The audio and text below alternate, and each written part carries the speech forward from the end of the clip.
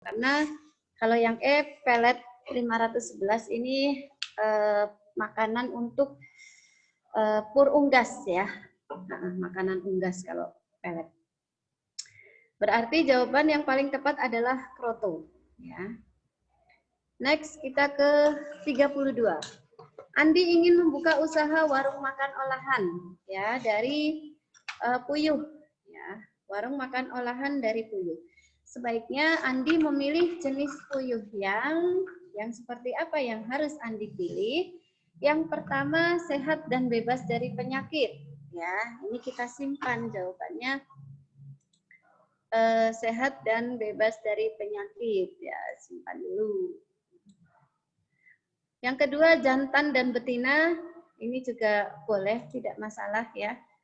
Tetapi harus memprioritaskan sehatnya dulu ya. Jantan atau betina boleh karena nanti yang dimanfaatkan adalah dagingnya ya, olahan puyuh. Kemudian betina yang sehat dan bebas dari penyakit. Jadi bukan hanya betina saja. Kemudian yang ke D, produksi telurnya baik. Ini juga bukan karena biasanya yang dimanfaatkan dari dagingnya telur puyuh itu yang telur puyuh yang sudah sudah tidak produktif ya, tidak bertelur. Kemudian yang ke E, pejantan yang masih muda dan pejantan yang sehat juga tidak. Berarti jawabannya adalah sehat dan bebas dari penyakit ya yang dipilih. Baik, kita lanjut nomor 33. Perhatikan pernyataan berikut. Ya. Perhatikan pernyataan berikut. Keunggulan umbi-umbian ditunjukkan oleh nomor umbi-umbian memiliki karbohidrat yang tinggi, kandungan karbohidrat yang tinggi ini betul. Kemudian memiliki kandungan protein yang tinggi, ini salah karena karbohidrat ini tidak mengandung protein, ya. Kemudian dapat disimpan dalam bentuk tepung dan pati, ini boleh ya. Sedikit penjelasan ibu-ibu bedanya antara tepung dan pati. Kalau tepung itu berasal dari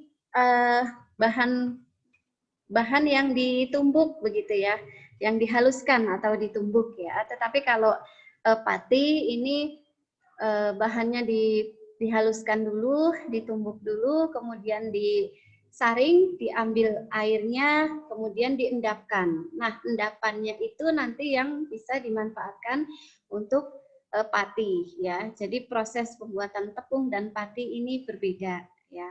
Jadi itu bedanya. Kalau pati dari endapan bahan. Kemudian mudah ditanam di segala tempat, betul ya. Kemudian yang kelima adalah sulit untuk diolah. Ini salah ya. Keunggulan umbi-umbian berarti nomor ada lagi nih yang belum dicoret nih. Ya, mudah ditanam di segala tempat ya. Jadi 1, 3 dan 4 ya. Jawabannya adalah E ya. Karbohidrat kemudian dapat disimpan dalam bentuk tepung dan mudah ditanam di segala tempat. Ya. Itu nomor 33, kita lanjut ke nomor 34. Ya, nomor 34. Hasil pengolahan serelia dan umbi-umbian menjadi produk makanan jadi. Ya, produk makanan jadi ini produk makanan yang siap untuk dikonsumsi. Ya, bisa langsung dimakan. Ya, kita lihat satu persatu. Kita lihat satu persatu. Tape ini bisa dimakan, tetapi untuk tepungnya ini tidak bisa. Ya, tepung ini tidak bisa dimakan langsung ya. Kemudian lemet ini bisa dimakan langsung. Yang kedua tapioka, yang ke B tapioka tidak, gaplek juga tidak bisa dimakan langsung ya. Beras cepat tanak juga tidak ya. Kemudian yang ke C, kacang telur bisa dimakan langsung, susu kedelai bisa, Kemudian tape juga bisa dikonsumsi langsung. Yang gede, gaplek tidak, kacang telur bisa, maizena tidak. Yang ke dan maizena betul adalah yang kacang telur, tape. Ya. Oke, kita lanjut 5. Satu persatu dulu, maaf. Jadi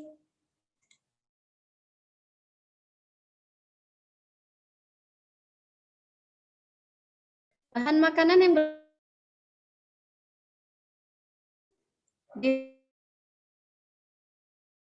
adalah pilihan yang A, tapioka, tapioka ini bukan.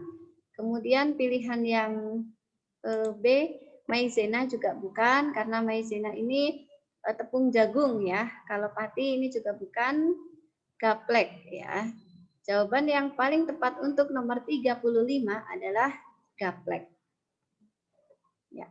Kita lanjut ke 36. Ya.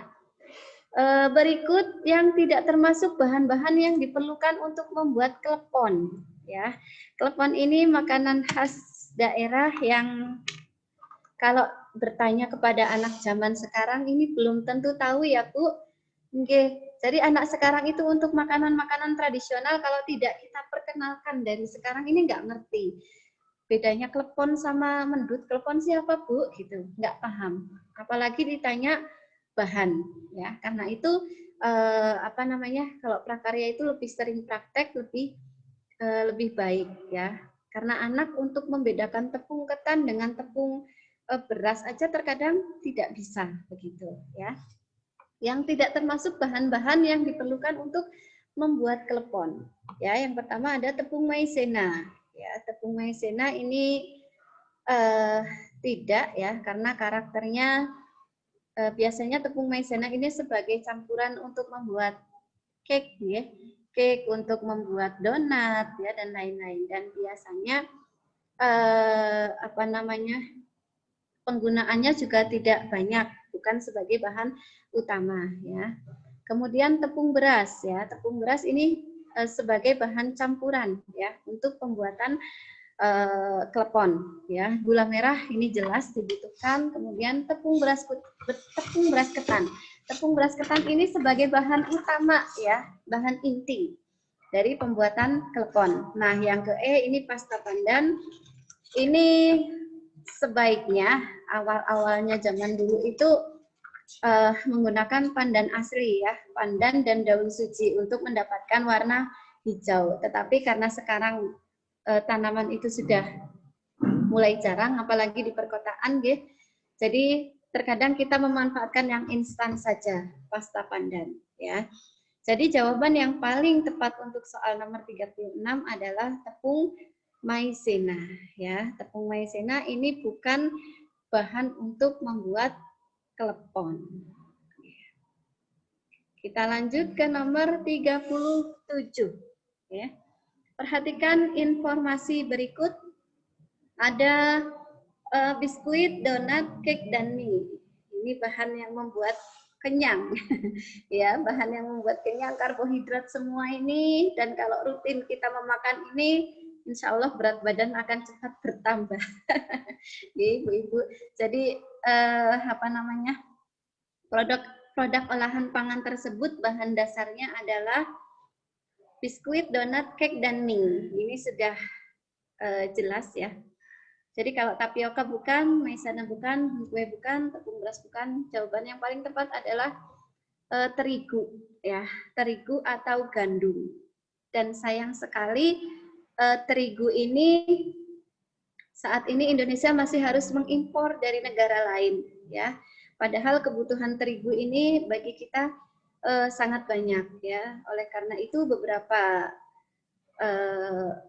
universitas kayak ITB, UNES ini juga mulai mengembangkan bahan alternatif lain sebagai pengganti terigu ya. Jadi kalau di ITB dulu zaman saya masih kuliah ya, studi banding ke sana itu pembuatan flek. Flek itu kan biasanya dari jagung ya. Ini dari apa namanya? Ubi ya. Kemudian ada pembuatan brownies dari tepung tapioka begitu ya. Karena untuk mengurangi ketergantungan kita dari bahan yang masih impor terigu ya. Meskipun mungkin harganya murah, tetapi kalau bisa ya kita bisa memanfaatkan kearifan lokal, bahan-bahan yang ada di asli Indonesia ya. Dan ini menjadi PR kita bersama ya, guru prakarya. Siapa tahu dari salah satu murid kita nih bisa tertarik dengan dunia kuliner ya, kemudian bisa menciptakan bahan-bahan makanan, bisa menciptakan bahan makanan pengganti terigu ya, jadi tidak harus impor ya dari negara lain. Oke, kita lanjut ke nomor 38. Ya, ini terkait dengan keselamatan kerja dan ini biasanya menjadi hal yang sangat penting sekali ya, karena anak-anak ketika sedang praktek, pembelajaran praktek ini terkadang kurang memperhatikan ya. Dalam membuat produk kita harus memperhatikan keselamatan dalam bekerja.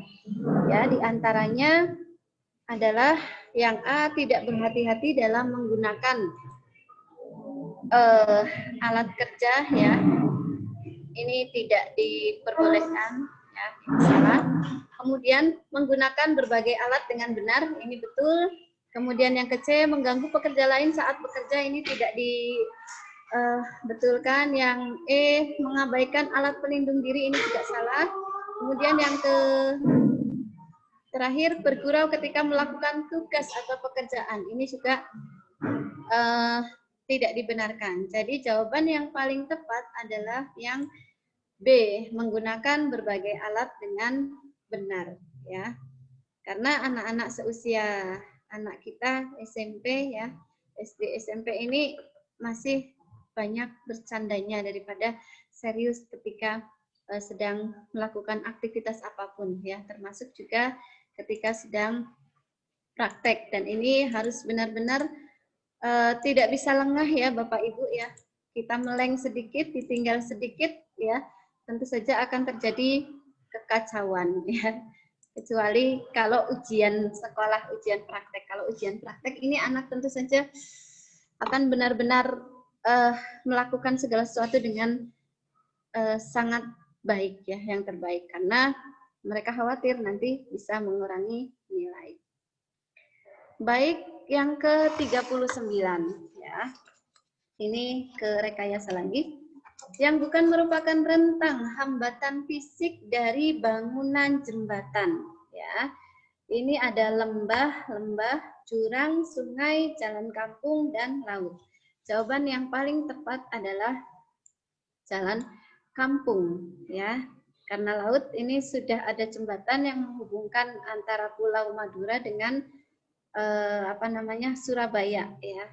Ya, ternyata bisa dilewati, laut itu bisa dibuat jembatan ya dari Surabaya ke Madura ya. Ini namanya jembatan Suramadu. Meskipun kalau lewat sana itu kalau pas di tengah-tengah itu deg-degan ya, karena anginnya sangat kencang sekali. Baik, kita lanjut ke nomor 40 ya. Nomor 40 ya, prinsip mengolah sampah. Tambah ini bukan ya. Jadi sampah sudah ada kok ditambah lagi, ini tidak tepat. Menambah kembali bukan. B, membuang kembali juga bukan. C, menyimpan kembali, untuk apa sampah disimpan ya. D, mengumpulkan, ini juga tidak ya. Yang betul adalah E, memakai kembali ya, memakai kembali. Ya, jadi ini kalau bisa ya, sampah yang untuk mengurangi sampah ya ini dimanfaatkan kembali, dipakai kembali. Dan sekarang sudah mulai gerakan Go Green ya. untuk mengurangi sampah ya. Kalau bisa kita pun kalau belanja ke pasar, ke toko ya, ini kalau bisa bawa krendeng sendiri, bawa wadah sendiri ya untuk mengurangi sampah. Bahkan di Alfamart, di beberapa pasar modern ya, ini sampah ini sudah mulai dikurangi ya. Ditanya di kasir, mau pakai kresek enggak Bu? Kalau pakai kresek bayar.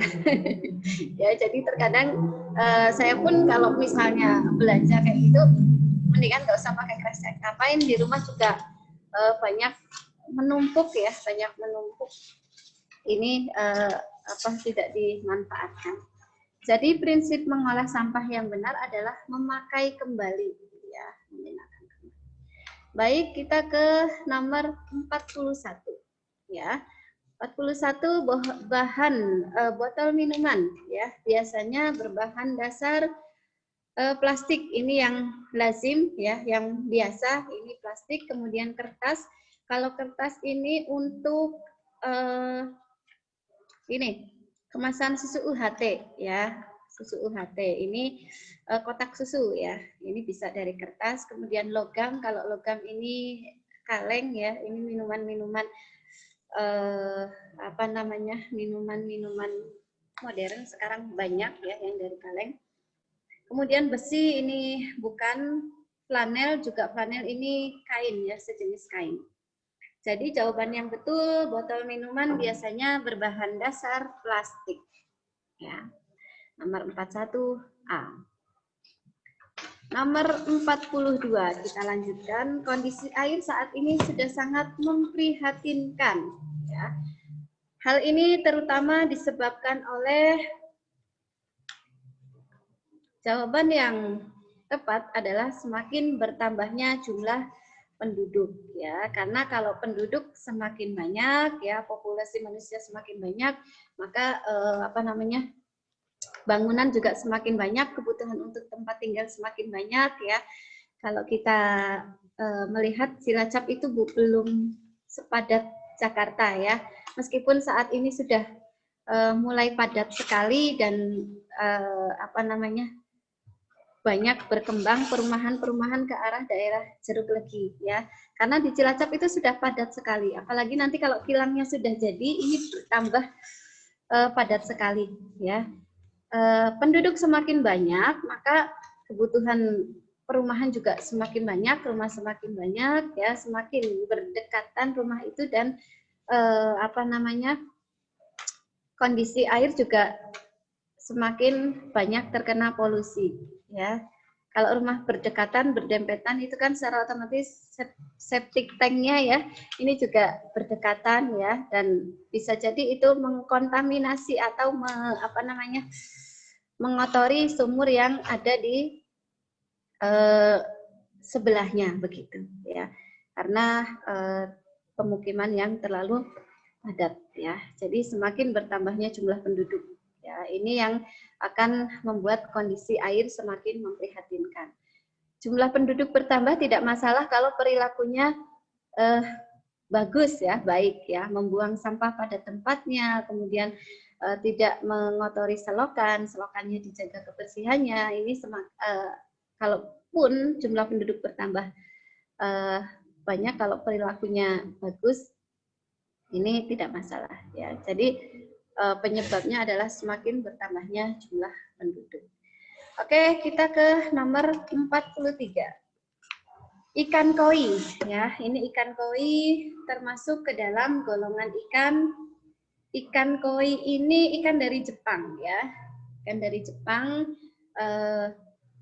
Kalau orang Jepang, menurut kepercayaan orang Jepang ya, kalau memelihara ikan koi ini akan mendapatkan hoki, mendapatkan keuntungan begitu ya.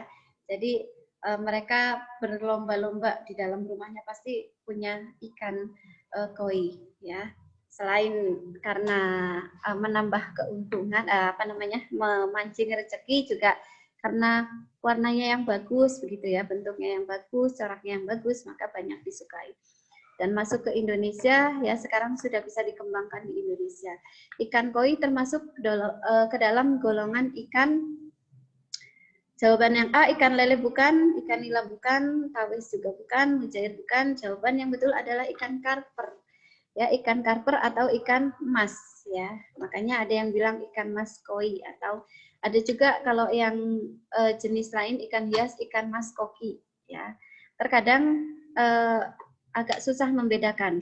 Koi sama koki itu hampir keliru, tetapi diingat kalau koki itu yang perutnya besar ya, fisiknya kecil, pendek ya, perutnya besar. Ini koki. Dan ikan mas koi ini yang bentuknya besar, panjang dan besar. Ini bisa kalau dibudidayakan ya, ini ukurannya bisa beratnya mencapai 1 hingga 2 kilo ya. Oke, kita lanjut ke nomor 44. Ini terkait budidaya juga. Disajikan data sebagai berikut ya.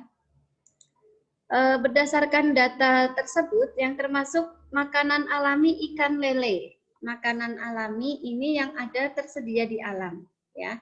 Kalau bekatul ini harus diberi oleh manusia, jadi di kolam itu tidak tersedia. Kalau larva ini ada, kemudian pelet ini juga tidak tersedia ya.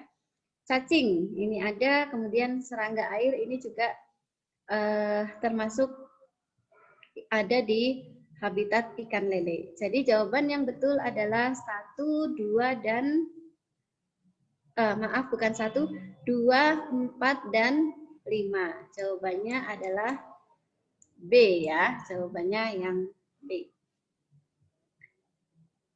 Baik. Kita lanjut ke nomor berikutnya, nomor 45 ya. Ya, bekicot ya. Bekicot adalah hewan hermafrodit. Artinya bekicot ini hermafrodit. Hermafrodit itu artinya adalah hewan yang memiliki dua jenis kelamin dalam satu tubuh. Bahasa lainnya berkelamin ganda ya. Jadi jawaban yang tepat adalah A untuk pengertian hermafrodit, memiliki dua jenis kelamin dalam satu tubuh. Next, nomor 46 ya. Berdasarkan penggunaannya bagi tubuh, kelompok bahan pangan hasil tenaga ini karbohidrat ya, jenis karbohidrat. Kita lihat satu persatu. Singkong mengandung karbohidrat, betul. Ya, kemudian kentang mengandung karbohidrat. Kalau wortel ada kandungan karbohidratnya, tetapi tidak banyak. Ya, wortel banyak mengandung vitamin. Ya. Makaroni ini mengandung karbohidrat, kentang mengandung karbohidrat, singkong juga mengandung karbohidrat. Yang ke-C, beras mengandung karbohidrat, telur dan tempe ini ada kandungan karbohidratnya, tetapi tidak banyak ya, hanya sepersekian. Ya. Ini telur, ikan, dan susu tidak, kemudian keju tidak, makaroni iya, susu tidak. Ya, jadi jawaban yang paling betul ya dari nomor 46 berdasarkan penggunaannya bagi tubuh, kelompok bahan pangan penghasil tenaga atau yang mengandung karbohidrat adalah makaroni, kentang, dan singkong. Ya. Karbohidrat ini sebagai salah satu syarat bahan makanan pokok. Ya. Mengandung karbohidrat sehingga bisa memberi rasa kenyang. Ya. Dan ini sudah menjadi kebiasaan kita ya. Setiap hari kita makan nasi, kalau belum makan nasi rasanya belum kenyang, belum puas. Meskipun sebenarnya nasi ini bisa diganti oleh makanan lain ya yang mengandung karbohidrat yang tinggi juga ya. Kentang, singkong ya. Kemudian bisa diganti juga dengan terigu sebenarnya ya. Tetapi terkadang kalaupun kita sudah makan kue, makan cake, makan lontong opor ya, tapi kalau belum makan nasi, rasanya belum puas ya, belum kenyang, kenyangnya belum benar-benar kerasa kenyang. Baik, kita lanjutkan ke nomor 47. Burung puyuh dan ayam hutan termasuk satwa harapan kelompok, kita lihat kelompok Pisces. Pisces itu ikan ya, jenis ikan. Yang kedua insekta, insekta itu serangga. Kemudian Aves, Aves ini burung ya. Kemudian yang keempat reptil, reptil ini ular ya, contohnya ular. Kemudian apalagi kadal ya dan lain-lain. Moluska, moluska ini hewan bertubuh lunak ya, entah itu bercangkang atau tidak ya. Kalau bertubuh lunak itu moluska. Jadi burung puyuh dan ayam hutan termasuk satwa harapan kelompok Aves ya, kelompok burung. Oke. Lanjut ke nomor 48 ya. Ini rekayasa. Alat listrik yang berbentuk seperti pena yang berfungsi untuk mendeteksi atau menguji kondisi tegangan listrik pada berbagai peralatan listrik disebut, kita lihat satu persatu. A. Solder. Solder ini bentuknya hampir seperti pena, juga ada mata pena ya.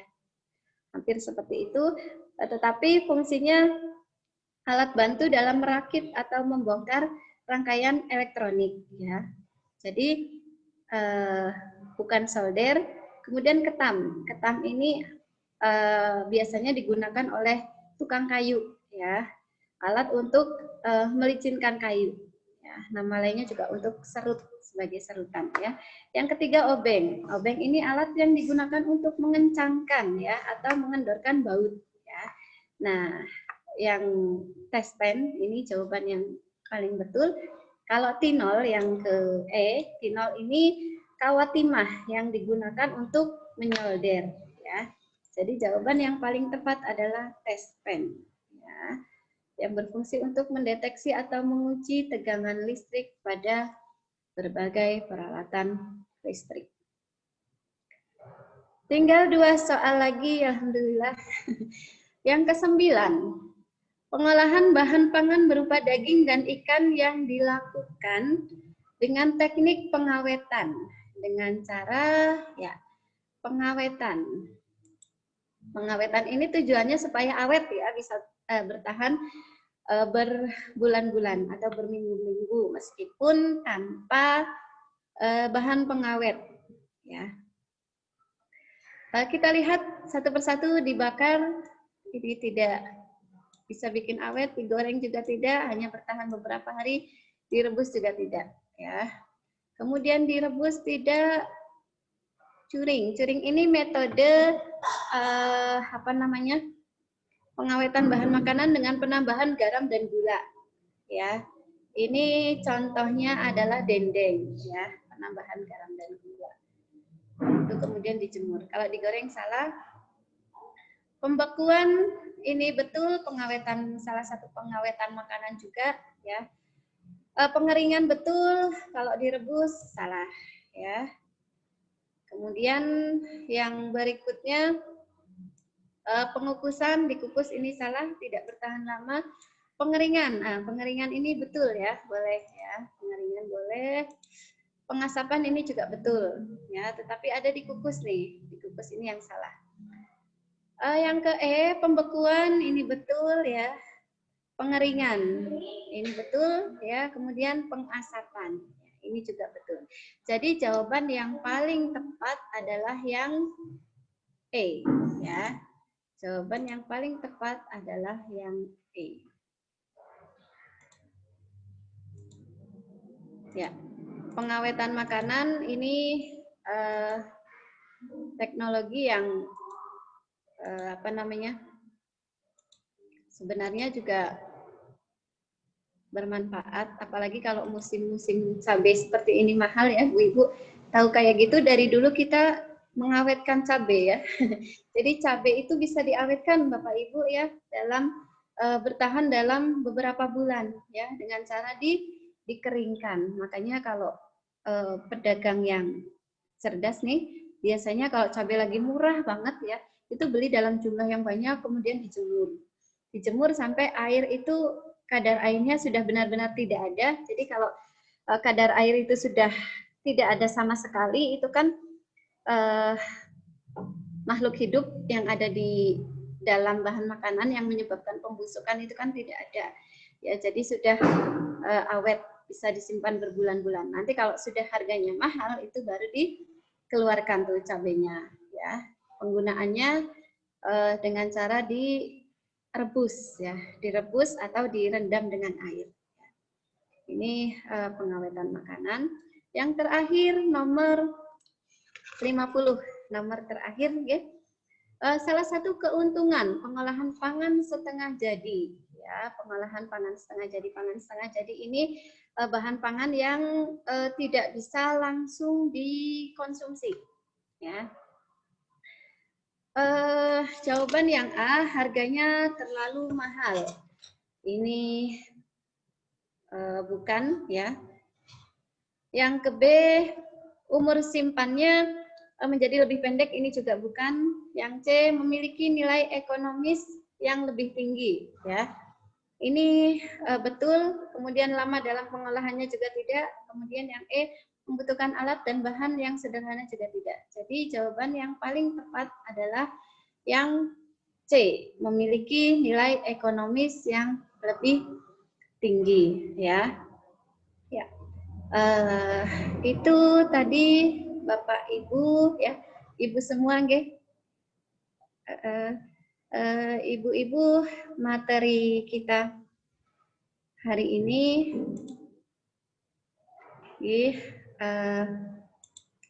Ibu Susi, ya. Jadi kita sampai sini ada pertanyaan?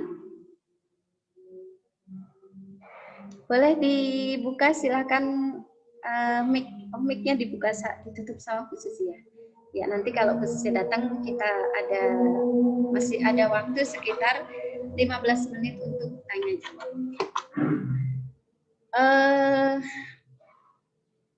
Ya, sedikit pembahasan tentang bahan pangan setengah jadi. Ini bahan pangan yang sebenarnya bisa disimpan dalam waktu lama dan menguntungkan, ya, menguntungkan daripada diolah begitu saja, ya. Contohnya singkong nih. Singkong ini kan waktu simpannya hanya sebentar, ya, hanya 3 hari saja. Kalau sudah 3 hari, singkong itu lama-lama akan menghitam, ada membusuk, ya. Nah, untuk mengatasi itu, ya, kalau di desa tempat mertua saya itu singkong harganya sangat murah sekali, ya. Singkong itu harganya dihargai Rp1.000. Kalau menjual ke apa sih namanya, ya, yang membeli langsung, ya, tengkulak, ya. Tengkulak itu kalau mereka mau panen sendiri bahkan harganya Rp500, ya. Eman-eman sekali, padahal kalau dihitung tenaga, dihitung waktu itu lumayan, ya.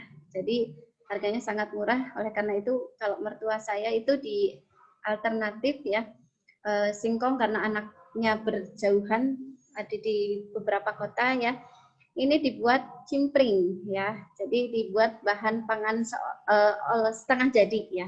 Olahan setengah jadi dibuat cimpring. Jadi nanti kalau anaknya pulang dibawain tuh cimpring mentah, ya. Tinggal digoreng, ya. Jadi itu kalaupun dijual, ya, ini tidak semurah harga singkong mentah karena sudah diolah. Itu Bu Susi, sudah sampai nomor 50, alhamdulillah. Monggo kembalikan kepada Ibu. Iya, terima kasih sekali Mbak Eva, luar biasa.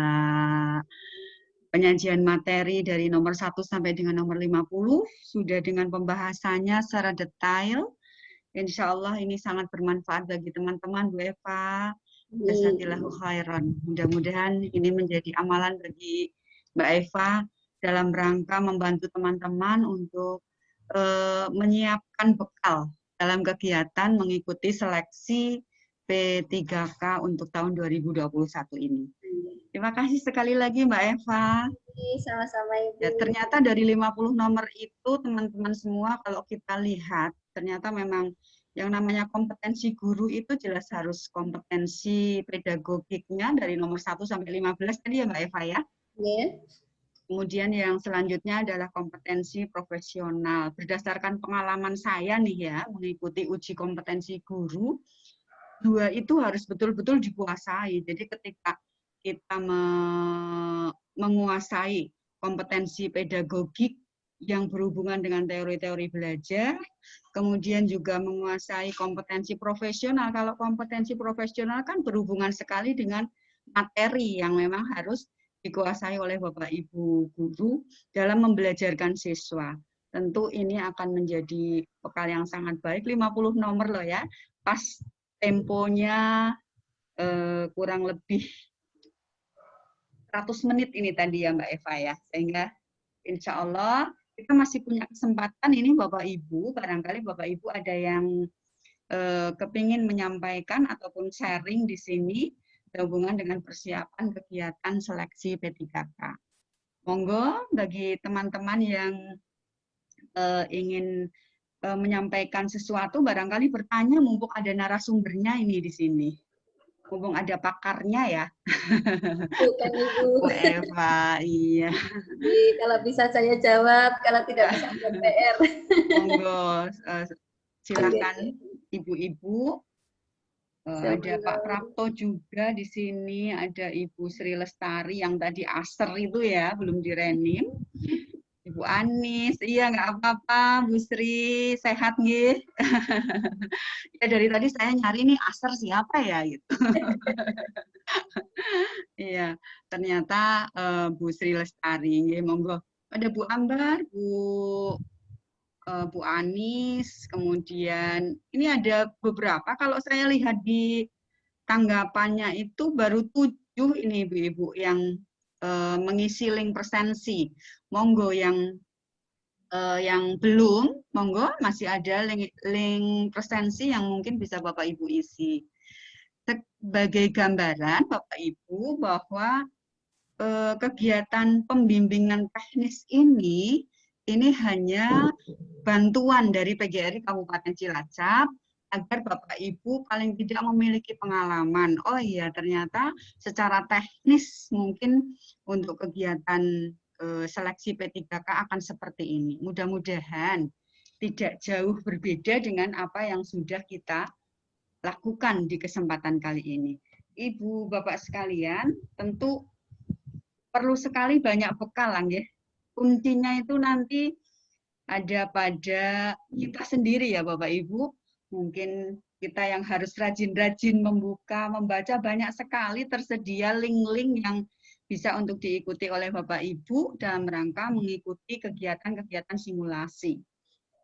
Ini kan namanya simulasi, tentu mudah-mudahan apa yang tergambar dalam kegiatan simulasi ini memang betul-betul bisa membantu Bapak Ibu. Tetapi tentu Bapak Ibu juga harus berusaha yang lain. Doa kami semua pengurus PGRI, mudah-mudahan dari kurang lebih itu di tempat kita, kemarin itu yang mengikuti simulasi itu 2.000 lebih, 2.700 sekian. Gitu.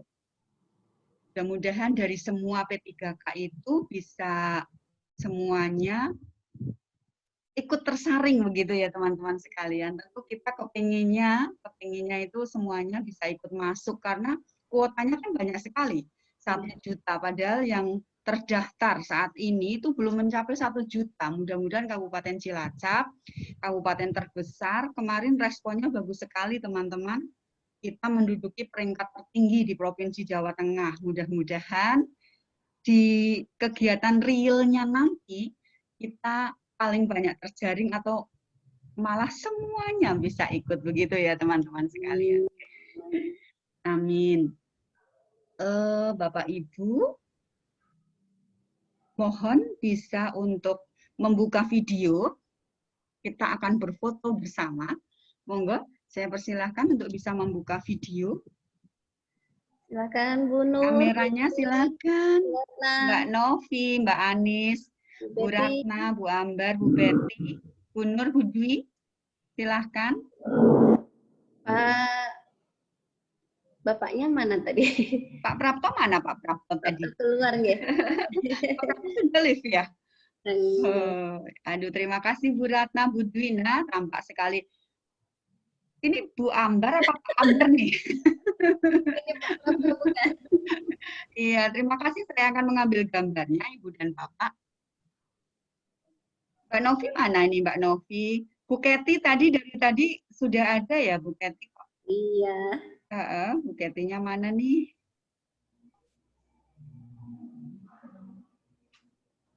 Senyumnya mana Bapak Ibu?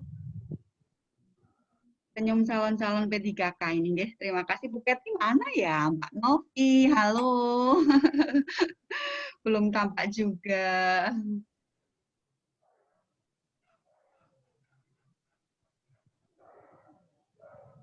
Terima kasih Bapak Ibu. Kalau responnya itu hanya 6, partisipasinya berarti lebih dari 100% Bu Eva. Alhamdulillah. Ya, karena di sini banyak juga yang mengikuti. Mudah-mudahan kegiatan kali ini yang sudah luar biasa disampaikan oleh Bu Eva tadi bisa membekali teman-teman sekalian untuk mempersiapkan diri. Insya Allah nanti mohon Mbak Eva berkenan untuk memberikan PowerPoint, untuk mengirimkan PowerPoint kepada tim kami supaya nanti bisa kami sampaikan kepada teman-teman di grup Telegram. Adakah yang ingin disampaikan oleh Bapak Ibu? Semoga Bapak Ibu mumpung ini masih Bu ada Nurjanah. Sudah muncul Bu Nurjanah ya? Iya, Bu Nur. Masih sempat saya shot. Mbak Betty sudah ada, Bu Ratna, Bu Dwi. Ini semua SMP ya, karena memang kalau di SD itu gurunya guru kelas sehingga tidak mapel begitu. Monggo Bapak, barangkali ada yang ingin disampaikan. Pak, ini Pak Ambar ini, renimnya masih Pak Ambar. Bu Sri Sulastri, Ibu Anis, barangkali ada yang ingin disampaikan, silahkan. Monggo dibuka aja mikrofonnya jika ingin menyampaikan. Bisnis mati ya. Belum mati. Nanti setelah ini akan disambung oleh teman-teman kita yang ada di kelompok MGMP Bahasa Jawa. Iya, jadi bahasa Jawa. Kalau bahasa Jawa lebih banyak pesertanya, kurang lebih hampir 70 orang. Ya, kemarin respon paling sedikit memang dari Mupel Prakarya ini, teman-teman. Dari 2000 sekian, ini Mupel Prakarya paling sedikit. Kelompok SMP semua, tapi yang terdaftar di sana paling sedikit. Tapi mungkin masuknya di kelompok lain ya. Kelompok mapel yang lain begitu.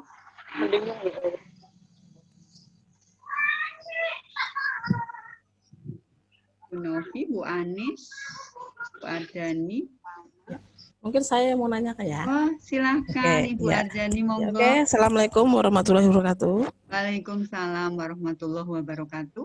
Ya, Ibu. Saya dari SMP 3. Ini saya hanya penyampaian saja, bukan ini hanya. Jadi terima kasih sekali kepada Ibu Eva yang sudah memberikan soal-soal kepada kami sehingga kami nanti bisa termotivasi apa yang menjadi soal-soal yang tadi sudah dijelaskan dan sampai ada kata kunci dan sebagainya atau mungkin trik-triknya. Dan saya mohon doanya juga Bu Susi, mudah-mudahan kami yang ada di sini bisa selalu Ibu kami bisa selalu support dengan doa. Ya, diterima ya, makanya dengan banyak doa dan usaha mungkin kita yang bisa menjadi semangat kita, termotivasi dan masuk dalam kuota tersebut. Amin. Ya, jadi memang pada Mapel Prakarya ini tidak hanya bisa menjelaskan pembuatan apa ya tadi ya,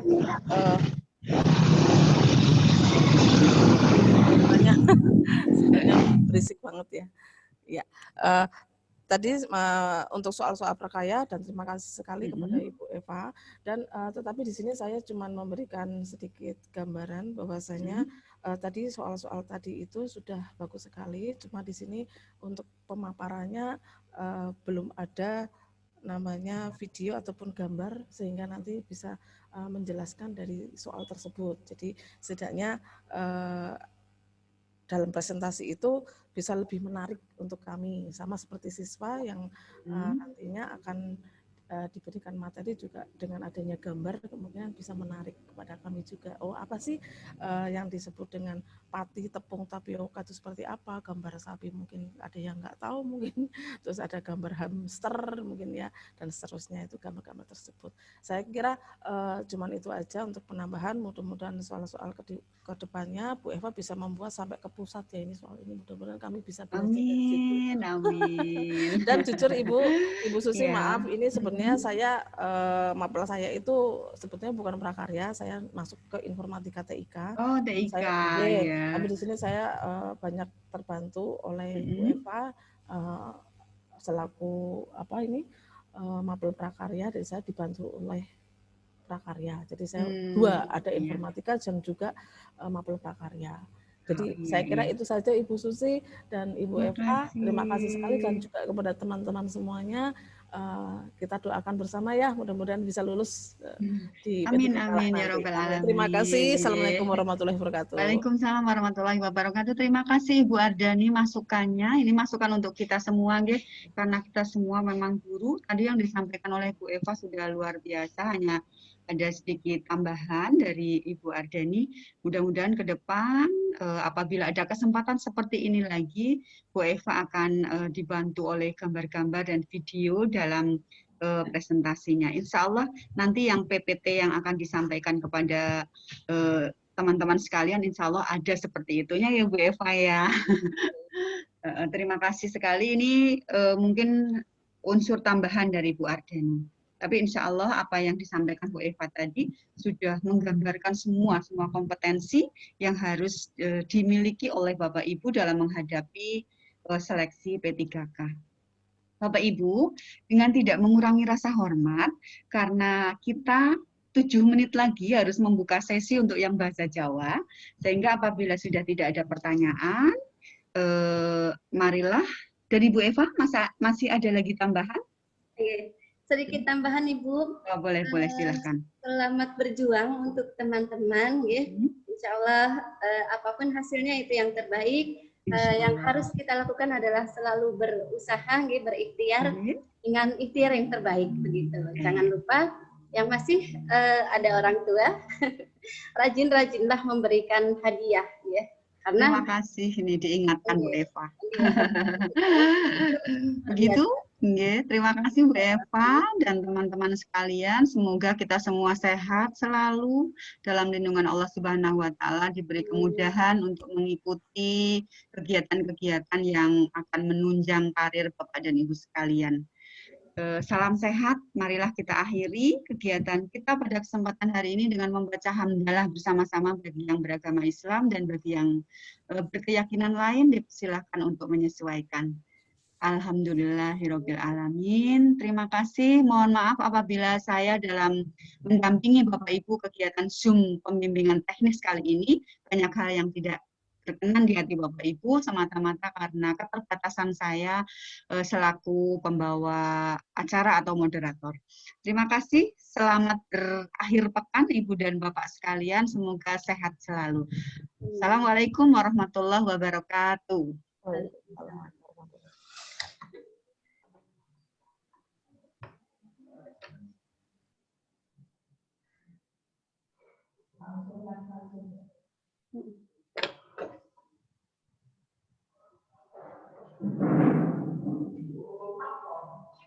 Terus apa sing TPI itu disebut nomor